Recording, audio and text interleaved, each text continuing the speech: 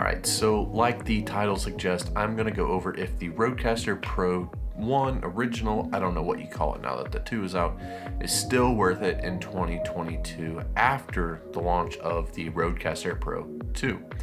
Now, in my opinion, I'm just going to let the cat out of the bag. It is definitely worth it. Now, why would I say such a thing if a newer and better piece of tech is out? Well, right now, if you look online, you can actually get the RodeCaster 1 for a pretty good discount of around $500, and you can even find it used on sites like Reverb for between $350 to $400, so you're saving quite a bit of money when it comes to a very high-tech piece of equipment. Just because the new one came out doesn't mean that the old one is not worth it. And why do I say that? Well, this one right here is still a very powerful machine. However, it does have a few limitations that the RodeCaster Pro II solved. Like, this is mainly for podcasting and stuff like that. Where the Pro II, you can do audio mixing for songs and do your own little studio recordings like that. Let's go over a few different features of the old one in case you aren't quite familiar. Now, the old one features 4 XLR inputs, 4 1/4-inch headphone outputs, a left and a right 1/4-inch out for monitoring, a USB-C port, a micro SD port, and a power supply port.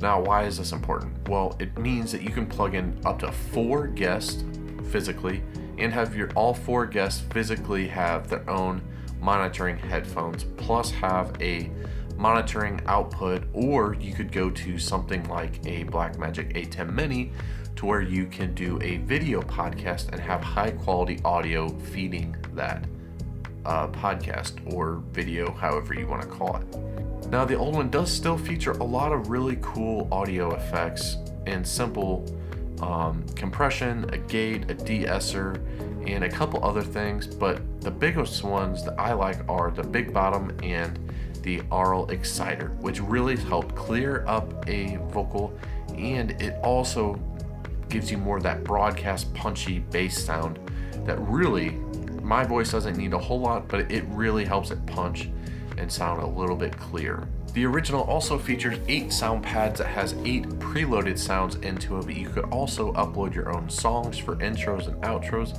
and your own sound effects if you didn't like the built-in sound effects on the device.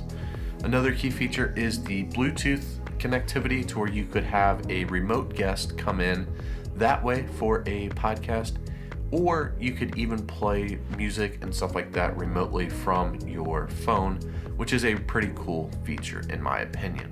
If you're in the market for a new audio or podcast recorder, definitely don't kick this one off your list yet. I still believe that it is a great value for what you get in 2022. However, if you do have the budget, go ahead and get the newest one. That way you have new firmware updates and stuff like that. If not, don't sweat it. This will allow you to get a pod mic, a cloud lifter. The possibilities are endless on what you could get with that savings. And if you found this video helpful, please consider hitting that like and subscribe button, as I will have more tech reviews, tips, and tricks along the way of my journey as the production director at a small church, and I will catch you in the next one. Thanks.